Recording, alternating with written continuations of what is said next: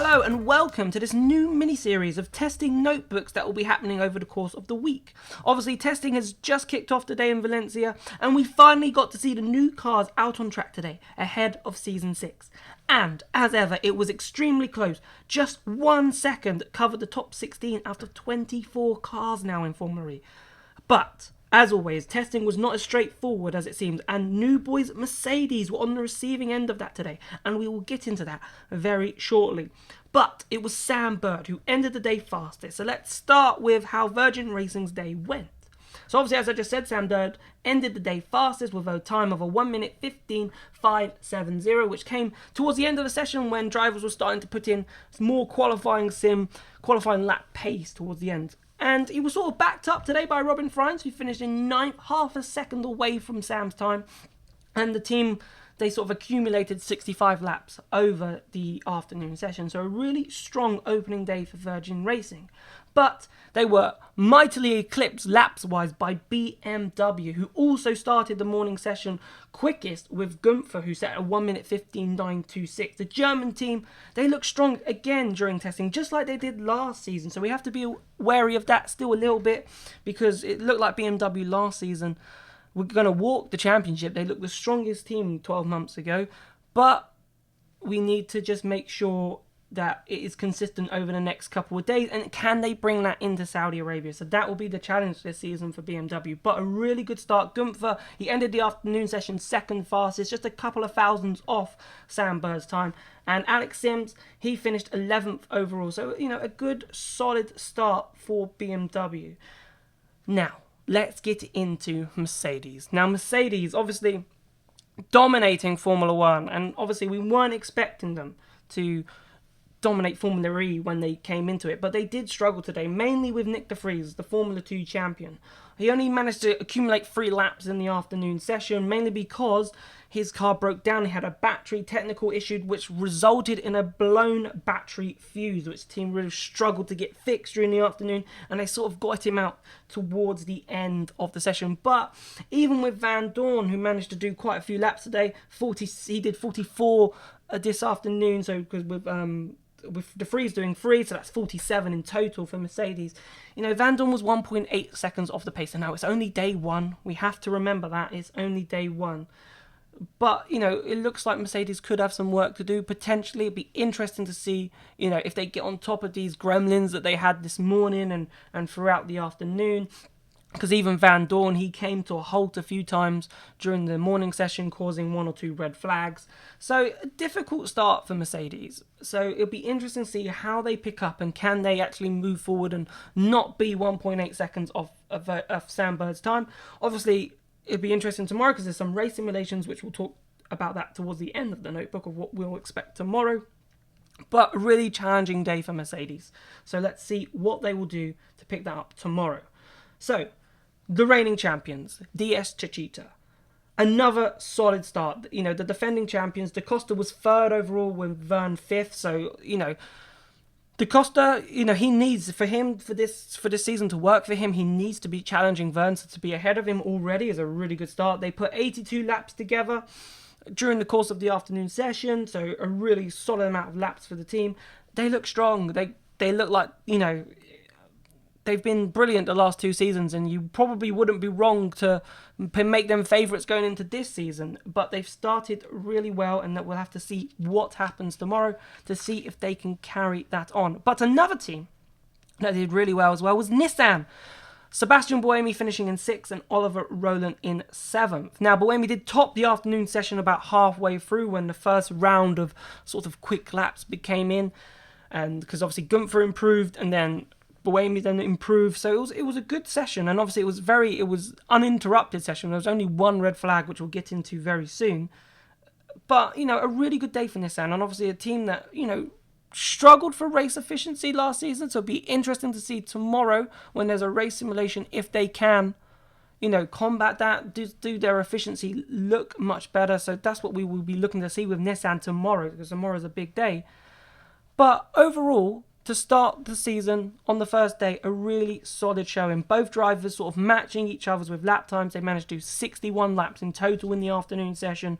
So a really solid start to the year for Nissan. Now, Jaguar, the cause of the red flag in the afternoon session, the only one by James Collado. They did a lot of laps today, both drivers, but he sort of came to a halt. And also Jaguar had a few issues in the morning session as well. But he came to the halt on the exit of the pit lane, just a technical gremlin. Team haven't said what the issue was with Collado's car yet. So, keep an eye on that as the day goes on in terms of news. But, 94 laps. So despite having the red flag situation, they did manage to post a high number of laps. So the car is looking fairly reliable, apart from that one stop. But I suppose that's what testing is for. So hopefully it's not a major issue. Maybe that's why they've not really said much about it. And, Jaguar can keep going. But a really good day. Mitch Evans was 4th fastest in the afternoon session. So a really good day for the British squad. Now, the next of our German big manufacturers, Audi. They had a good day. But, it probably was a day where you're unsure if they've gone for a fast lap because, they're in the middle of the pack. Apt was only in 10th and Degrassi was in 12th, half a second off the pace. But, it's still day one. A lot of long runs done by the two Audi drivers today. So definitely looking to see what could come to them. Can they close the gap? Could they end the session top at some point? Who knows? So it'd be interesting to see, because if you're thinking of someone who might be able to challenge Techeetah this season, obviously you've got BMW, but you've got to put Audi in that conversation. So let's see if they can close that gap between now and Friday. Porsche. Now Porsche, only Neil Jarni did not run in the afternoon session. We're still, team haven't really said why. But Lotterer was in 14th and he was 9/10 off Bird's time. So obviously Porsche in a very similar state to Mercedes. Obviously the two debutants going into this season. A lot of people wondering, could they challenge for wins? Could they be there or thereabouts? But I still think it's really early to tell. And I think for Porsche, it's just about getting laps on the board. Only 44 today, so not one of the highest. Probably I think it was one of the lowest laps actually, like of the whole afternoon session that was combined. So obviously a little bit behind on mileage, but still it's only day one. Hopefully the trend doesn't continue like that over the next couple of days, because then that might be a bit worrying for Porsche.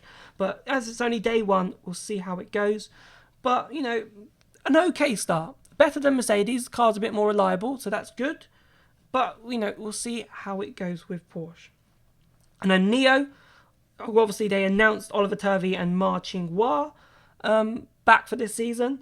It was a bit of a confusing session. He was 4.6 seconds off the pace, but obviously there was maybe not focusing on any qualifying pace they've got to. They haven't had that much running with the Dragon powertrain of last season.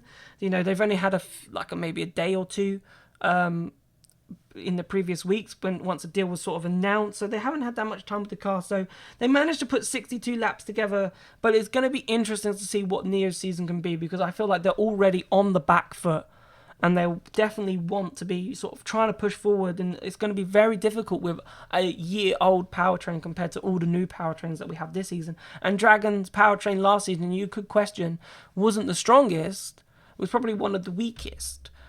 So it'd be interesting to see what they will do going into this season. But they still got sort of 2 more days to try and get things right. The race simulations could answer a lot of questions in terms of where Neo could be this season. Could they actually challenge the likes of Venturi and Dragon this season? It would be interesting. Mahindra. Good solid day, a bit of a confusing day for D'Ambrosio. Again, probably another driver that wasn't focusing too much on chasing lap time, just making sure they were going laps around the track, because he finished only 22nd fastest, 2.4 seconds off the pace. But Verline did show some good pace. He finished up P8, so I'm pretty sure there must be more to come from Mahindra. But overall, good start. 63 laps in total between the two Mahindra drivers. So I think there's still a bit more to come. But it'll be interesting again to see what Mahindra can do, because obviously with all these big manufacturers coming in, another season of development testing. Mahindra, a big manufacturer in this championship, but maybe not the resources as much as Audi and Techeetah with DS. So it'd be interesting to see if Mahindra can, because they've been there for the last 3 seasons, challenging for wins at some point in the season. Will they be able to do that this season, or is this the start of the decline for Mahindra? So it'd be interesting to see if Pascal Verlaine and D'Ambrosio can feature towards the front of the pack at the beginning of over the next couple of days. Now, Dragon, obviously, Nico Muller was probably the star of my testing notebook today. He was extremely quick in the morning session. Ended up the day P13, which I still think is quite good for Dragon. But he was really fast in the morning session, was up there P8, P7 quite a few times, and was getting in some good consistent laps. And obviously, he has tested the Audi Formula E car before, so he has got some Formula E experience. Very limited. He's only got like a few days, probably from rookie tests and to tests he's done with Audi. But it was a really good day. Brendan Hartley, P17, 1.1 seconds off the pace. A rookie getting in, a good start today. It'll be interesting to see if Dragon can build, because obviously they struggled last season. They'll definitely want to push and try and fight the midfield teams, try and get into that battle with Mahindra, Jaguar, and try and be there or thereabouts to pick up the pieces if it goes wrong for the bigger teams. So it'll be interesting to see how Dragon's season progresses and how their test sessions progress. And then finally, we've got Venturi, who have done 75 laps in total. Now, obviously the big news was that they have now become a customer team for Mercedes rather than producing their own powertrain like how Dragon does. But Venturi is sort of in the same boat as Dragon, as they don't produce any electric road cars. So therefore, Wolff sort of defended the decision for that reason, really, for moving to Mercedes and trying to make the team a bit more competitive, as she put it in interviews today. So basically, she said, there's no point in us in Venturi building a powertrain when we don't build electric cars. It's pointless. Whereas, they'll still focus on the land speed records that they do, but they said it would make more sustainable sense to partner with someone who would make electric cars and who want to make a better powertrain so they can make better electric cars in the future. And they said Mercedes were probably the best team to go for in terms of that. And obviously we all know Susie Wolff is related in marriage to Toto Wolff, who is obviously very high up in the Mercedes ranks in Formula 1 as team principal. So obviously there seems to be a really good connection, and obviously those links sort of will help Venturi, and it will be very questionable to see if having the Mercedes powertrain this season, maybe into next season, actually does start to make the team more competitive. At the moment, you'd stay there exactly where they left off, 15th and 16th, around a second off the pace for Eduardo Mortara and Felipe Massa. So it's sort of exactly where you'd probably put Venturi in the list of where you'd expect them to be. So, 75 laps, it's a good amount for the team. So it'll be interesting to see what will happen. So tomorrow, as we've sort of wrapped up everyone's teams, just a quick reminder of what will happen tomorrow. So the morning session should be just a normal go for fast lap times, but in the afternoon session there should be a race simulation. Obviously that's just to test out the new format. Obviously attack mode's gone up from 225 kilowatts to 235 kilowatts, so testing that tomorrow. And obviously the new battery, so obviously on the full course yellow, like 1 kilowatt an hour is deducted like every lap. So under those safety car periods, so you lose energy. So it's really focusing on that energy management. So it'll be really interesting to see how those sort of new sporting regulations play out tomorrow afternoon. And we'll be back tomorrow to discuss all this and to see how the race simulations went, who was fast, who had problems, and see how tomorrow goes. It's going to be a really interesting week as we build up to Season 6. I hope you're enjoying the coverage on the website and following the live timings while you're at work, while you're just going around your normal day. The live timings on the website will be easy to have access on there all day, and you can follow the sessions live. Thank you so much for watching. If you enjoyed this video, if you liked it, if you want to see something else, if you want something me to add in for future episodes of these testing notebooks, please just leave a comment below. Thank you so much for watching, and I'll see you tomorrow. Goodbye.